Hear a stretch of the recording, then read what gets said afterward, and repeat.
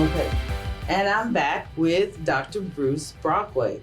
Dr. Brockway, you were just mentioning that some of what we deal with is fatalism. It's people thinking what you tell our listeners about kidney disease. There is so much fatalism in the community where you have other family members. Mama had diabetes and kidney failure, was on dialysis. Papa had diabetes and kidney failure, was on dialysis.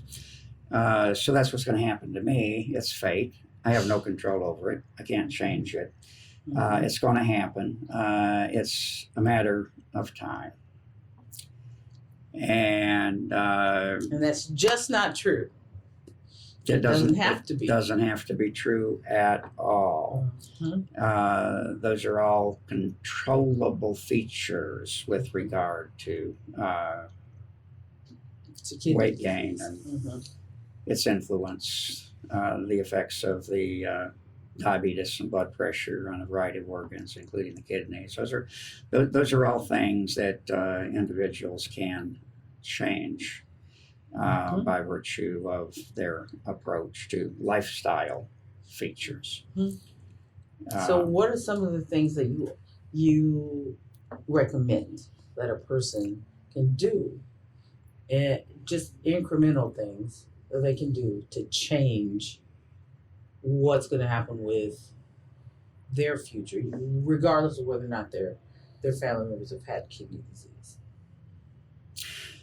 The lifestyle changes are generally divided into two types. One is physical activity. I won't use the term exercise. That doesn't go over very well. Physical activity, which does not have to be strenuous. And the recommendation with respect to, say, walking, that requires no gym membership, no expensive equipment, would be walking 30 minutes a day, 5 days a week, at a pace of between 3 and 4.5 miles an hour. That means that it may be as slow as a mile over 20 minutes. That's not a fast walk at all. It's very leisurely. And unless they already have serious health problems, it's not overly physically demanding. And it's the regularity of it, again, not the intensity, that yields the benefits. And really, listeners, pay attention to what he just said. It's the regularity. It's consistency. It's not how fast you're going. It's not that you go faster than the girl up the street or the guy up the street. And it's not that you go faster than you did the day before. It is that you are consistently exercising, consistently moving. And one of the safe, potentially convenient places that my patients have done that is in the malls. I don't know what they're doing now, but they used to open an hour before the stores did. And so you could window shop, but you could not interrupt your activity by virtue of a purchase. So there weren't those distractions, but the temperature was modulated. It was not uncomfortable. And a number of them had markers along the walls that might tell you how far you had walked. Now, I don't know how they're doing it now in the era of COVID-19. But I can tell you that we're cooling off now, cool for San Antonio, which means not in the triple digits, but you can still walk trails. You can, for me, when I first started at 300 and something pounds, I couldn't see my feet, so. I didn't walk. I actually rode an incumbent bike. But I did my little incumbent bike. Sometimes I would go and walk around the trails because I like to be outside. You can do that, and you don't have to start off with the full 30 minutes. Like I want to say when I started with the weightlifting, I did 3-pound weights. I started with my incumbent bike. I did 10 minutes because that's all I could do.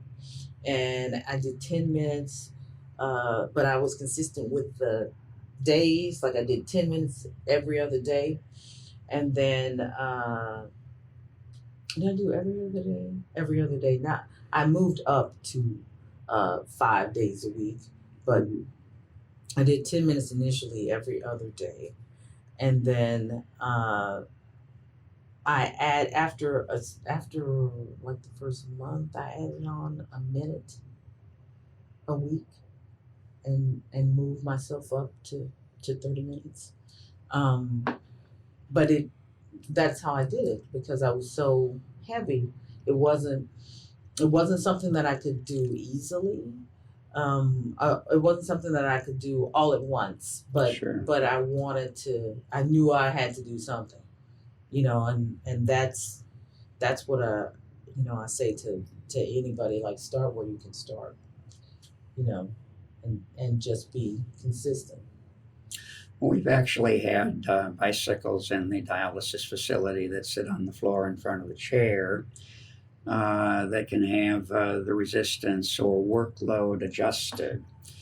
And when the individual is willing initially, the only request is to make the circular movements of the legs to feel comfortable with the stretch, and then the tension gets set to what's called perceived level of exertion. That's where they, for whatever their level of conditioning is, have a workout that they are willing to stick with. And as the strength improves, the time can be increased, their choice as to what that time is, and the resistance or workload can be increased. So you're doing this at your dialysis center and kind of helping patients with that? We have, and anyone who's interested can do that. Our first utilization of the bike was a woman in her late 30s who was very deconditioned because of 2 seriously diseased heart valves. And because of the surgical risk, we had some challenge finding a surgeon who was willing to do the valve replacements. She finally reached a point of dysfunction that it was done, and then she needed to rebuild. And rebuilding wasn't going too well for her. She was in a nursing home. We got our first bicycle. She used it regularly and actually returned to a fully ambulatory, independent person. Now, she decided she wasn't happy at the thought of going home because of relatives that had moved into her house that were a bit of a problem to deal with. But the reality is, the outcome, because she was willing to do it, was very, very important, very, very good for her. That is amazing. So that one addition to your dialysis unit made a huge difference for someone's life who by all intents and purposes should have gone to the nursing home and stayed in the nursing home without any other options. Right. So that lets us know, like, how important a change like that in BMI and a change in your physical endurance, how important that is.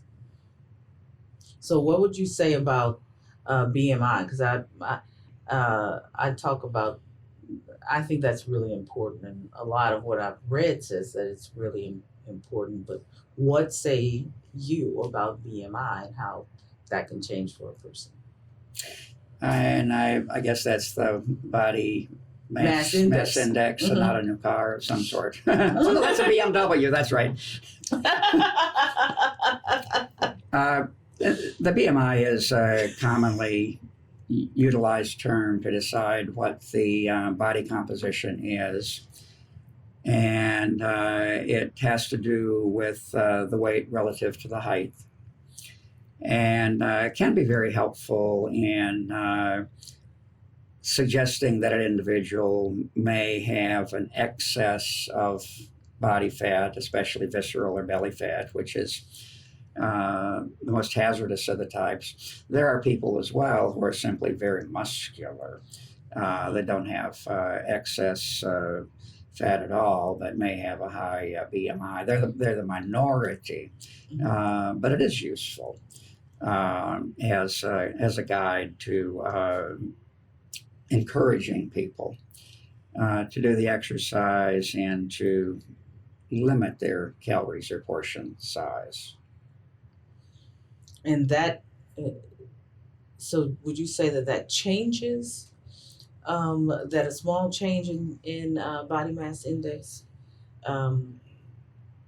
because 10 pounds, 15 pounds of weight loss can change your body mass index? It can change the health and or disease perspective a great deal. It doesn't require huge amounts of weight loss to make a difference. Right. So anybody that's listening who is suffering from diabetes or hypertension, they could change the state of their health with weight loss, but it's not massive weight loss that has to happen. Massive weight loss, not required. That's right. Nice, but not required. So what would you recommend when somebody is trying to get themselves started? Like if their family members are suffering from kidney disease and they've, what's the first thing that you would say to somebody that has a family member that has some form of CKD? They're looking at diabetes and hypertension and all of this. What's the first thing you would tell them to do? Well, first would be some suggestions regarding... besides getting tested, I know you tell them to get tested for chronic kidney disease, but after that, what would they do? Well, I don't suggest that they necessarily need to seek, quote, expensive healthy foods. Mm-hmm. They do need to be aware of what the problem foods are and to limit quantities. Actually, some years ago, out of curiosity, I subscribed to Nutrisystems for a month or so. And I know it couldn't have been for you. And curious that they talk about the great dietitians, nutritionists that advise them and make selections. It's pre-prepared food.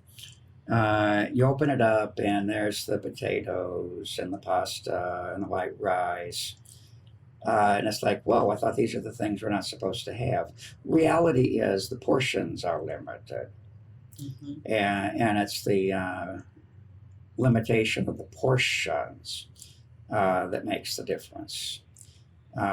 So one, by choosing to consume a lesser amount of food can make a big difference as well. It doesn't have to be a total change in eating patterns. Now, you heard that. Dr. Bruce Brockway just told you do not have to make drastic changes. It's in the incremental changes that can make a big difference. Little changes can make a big difference in your health. And you've been listening to On the Record with Tiffany. We're going to come back and talk with Dr. Brockway some more about what you can do to empower yourself and to live a better life as we go on through this pandemic. As we move through COVID-19, what can we do better and how can we live better? And you've been listening to On the Record with Tiffany.